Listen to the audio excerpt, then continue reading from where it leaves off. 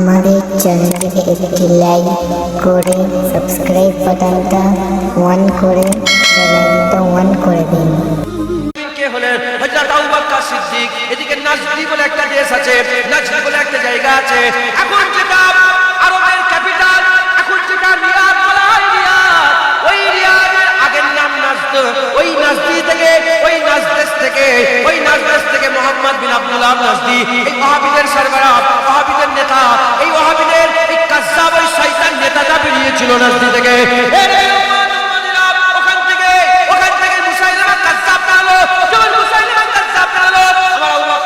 বললেন চলে যাও ওর কাছে খবর নাও, যদি সাবধান না হয়, যদি সাবধান না হয় ওর গর্দানটা আলাদা করে দেওয়া হবে, এর প্রতিশোধ মুসলমান নেবে। এমন অবস্থাতে হাবিব বিন জায়েদ মুখ বের হয়ে মুসাইলিমা কাজ্জাবের কাছে গেল। মুসাইলিমা কাজ্জাব ওই জাহান্নামীর কাছে গেল।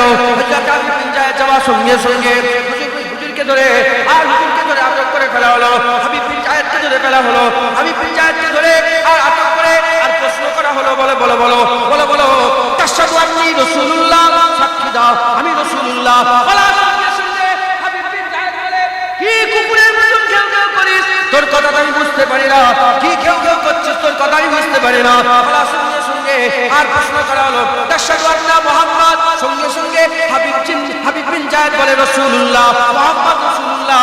যখনই হুজুরের কথা বলে রাসূলুল্লাহ, যখন তাশহাদু আন্নী রাসূলুল্লাহ বলে, না কি কুকুরের মতো ঘেউ ঘেউ করছিস, তুই নবী নয়, নবী তো আখিরি নবী মুহাম্মাদুর রাসূলুল্লাহ।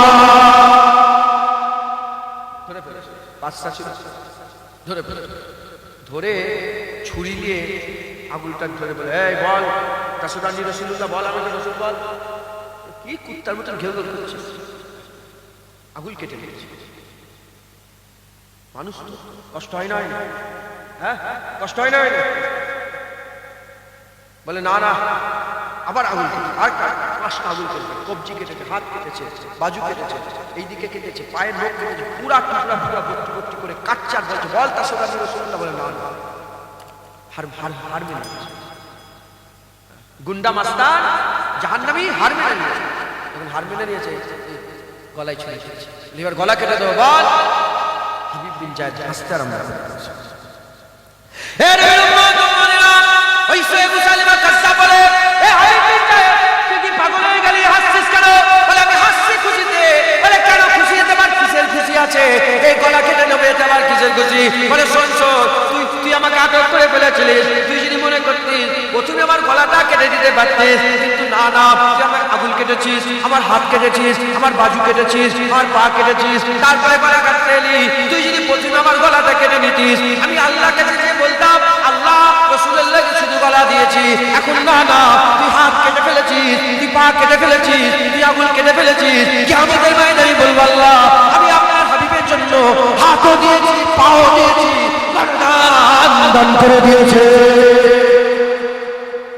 এই হচ্ছে হুজুরের গোলাম, হুজুরের কদর করেছে। জায়েদ বলে একজন মুসলিমের সাহাবা ছিল, উনার গলা নয়, লোক অনেক সময় নিজের ছেলের লেগে হার মেনে দেয়, কথা ঠিক না বলবো? জায়েদ হুজুরের পুরা পরিবারকে ধরেছে, আর গলায় জায়েদ হুজুরের ছুরি ধরেছে। বলে মেরে দেয়, করতে রাজি আছে, হুজুর ছাড়বে না। তখন ওনার ছেলেকে ধরে বলে, তোর ছেলেকে মেরে দেবো, তোর বিবিকে মেরে দেবো। বলে শোন আমার ছেলেও মুস্তাফার নামে কুরবান, আমার মা, আমার স্ত্রীও, আমার বিবিও রাসূলের নামে কুরবান, তুই সবাইকে মেরে দে, জায়েদ কিন্তু রাসূলুল্লাহ ছেড়ে দেবে না। বলে হ্যাঁ মেরে দে, মেরে দে, আমি রাসূল ছাড়বো না। জোরে দেখেছেন কদর। খবর নিয়ে দেখে যান, হযরত খুবাইব বিন আদি বলে একজন রাসূলের সাহাবা ছিল। শুনে রেখে দেন, জেনে রেখে দেন, 1.25 লাখ সাহাবার উপরে যে অত্যাচার জুলুম হয়েছে, হযরত খুবাইব বিন আদির উপরে যে অত্যাচার হয়েছে। এটা ছিল পার্ট 1। পার্ট 2টা দেখার জন্য আমাদের চ্যানেলটা সাবস্ক্রাইব করে আমাদের পাশে থাকতে হবে। ইনশাআল্লাহ খুব জলদি পার্ট 2 আসবে।